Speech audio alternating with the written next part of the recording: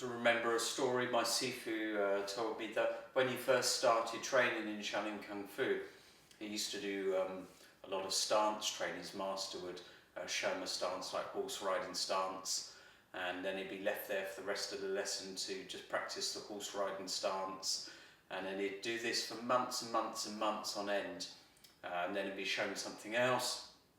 This was how the training would go on for many years, learning bit by bit.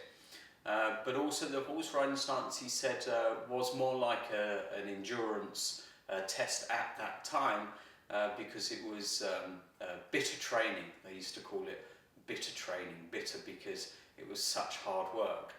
And it wasn't until later on when he learned some more internal styles and learned from a master of Wuzhu Kung Fu, that he learned how to develop internal force, and then how to use those skills from those martial arts in order to be able to develop internal force in things like horse riding stance, the other stances, one finger shooting Zen, and actually all other aspects of his Shaolin Kung Fu training. And he said in one of his books actually as well that it took him 17 years or so to be able to actually develop internal force. Looking back, he now realises why this was, and that's because of making the Kung Fu training more bitter training, as a physical exercise as opposed to an internal exercise. As an internal exercise, we always enter a qigong state of mind, and then we're in a qigong state of mind as we're doing the training.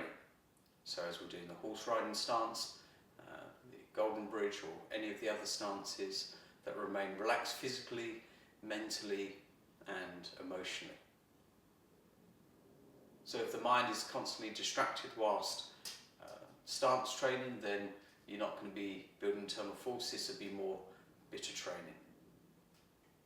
That's why we don't purposely tense, definitely don't worry about anything, and don't purposely think about anything. If thoughts come, just let them go.